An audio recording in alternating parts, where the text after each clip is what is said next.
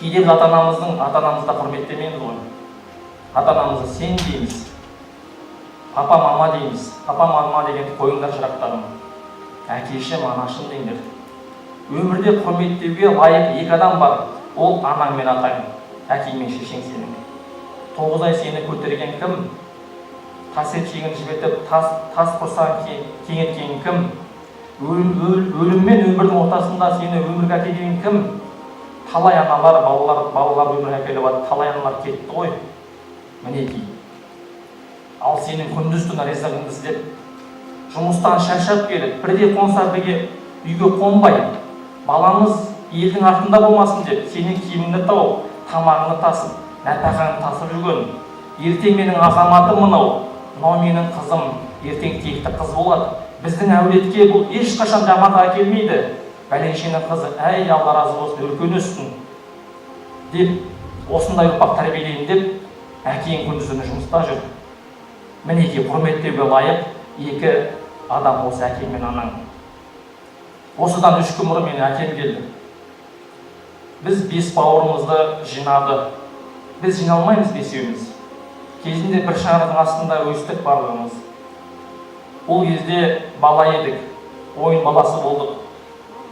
Содан кейін Алматыға келдік барлығымыз. Қазір бар Алматыда тұрады.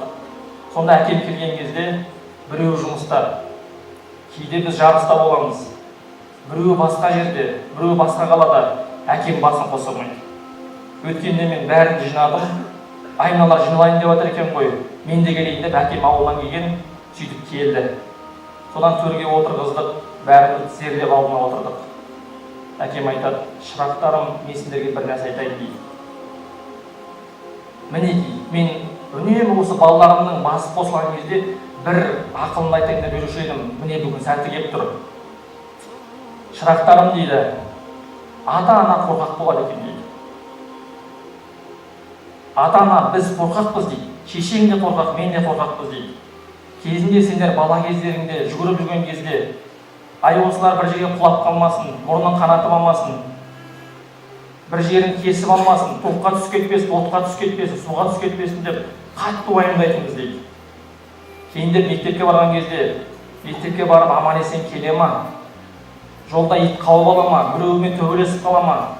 Бір нәрсені мектеп терезесі ұшып кете ма деп уайымдайтынбыз дейді. Кейін Алматыға келдіңдер, студент болдыңдар. Ол кезде сабақ қалай болар екен? Аяқ асты бірден келініп кете ма? Ата-анасы қасында емес, жатақханада тұрамыз. Қарны тоқ па, қарны аш па, киімі бүтін ба шырақтарымның? Сөйтіп қорқатынбыз дейді. Ал бүгін мінекей, бәрі отбасын құрып, араларында бала-шағаларың бар, келіндер бар. Бүгінгі қорқатының дейді сендердің.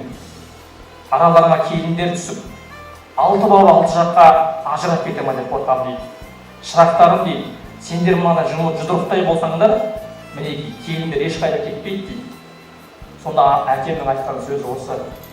Мінекей шырақтарым, әлі күнге дейін сендерден қорқамыз дейді. Сонда ол тек қана маған айтылған сөз емес, әрқайсымызға, ауылда отыратын аналарымыз, біреуміздің ата-анамыз құрылысшы, біреуміздікі малшы, біреуміздікі пенсияда. Сол пенсиясының жартысын бізге бөліп беріп жатыр байғұстар.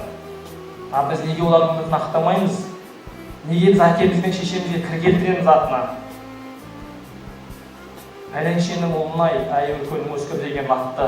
Міне осы нәрсе ғана керекпіз ата-анаға. Ата-анаға үлдеге орағаның, оларға көлік сыйлағаның, санаторийға жібергенің, қарайласқаның керек емес. Әкешім, анашым деп барып бетінен сүйіп құшақтағаның ғана керек. Сендердің мейірімдерің керек. Сыйламаймыз ата-анамызды, амандаспаймыз, халдарын білмейміз. Күнде звонда анаңа, күнде анашым, қалыңыз қалай, ауыл-аймақ аман ба, әкешім ауырып жүрген жоқ па, денсаулығы қалай, дәрі беріп жіберейін ба? Ата-анаң өмір бойы қастарында тұрмайды. Кейде қазақтың жігіттері, қыздары емші балгерге барып, жолым болмай жүр, жолым байланды, жолымды ашып беріңізші дейді. Сен өмірдегі ең қасиетті екі адамды ренжітіп жүрсің. Қалай сенің жолың болады? Жәннат ананың табанының астында. Сендердің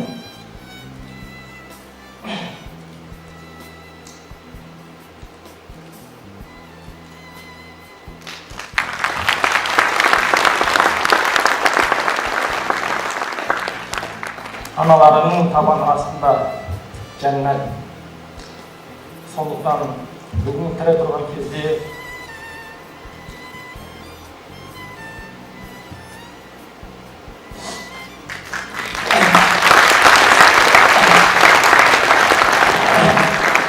аналарыңызды сыйлаңдар. Егер ата-ана сендерді қарғайтын болса, міндетті түрде қабыл болады. Егер ата-ана батасын беретін болса, міндетті түрде қабыл болады ол. Менің бір досым болған, өте бұзық бала болды. Сонда шектен асып кетеді ғой, мысалы, бұзықтық сондай. Сонда бағанағы әкесі қарғады, арағын ішті, темекісін тартты, төбелесті, ата-анасына жаманшылық істеді, бағана сыйламады, құрметтемеді. Иттің баласы, сен адам болмадың, сенің баратын жерің түрме деді. Әкесі кәдімгіден налып айтты бағана кісіге. Сонда әлгі бала түрмеге барды. Сотталып тынды. Ата-ананы жылатқанның кесірінен сояққа кетті. Мінекей, ата мен ананың дұғасы міндетті түрде қабыл болады. Сондықтан аталарың, аналарыңды, әке шешелеріңді сыйлаңдар.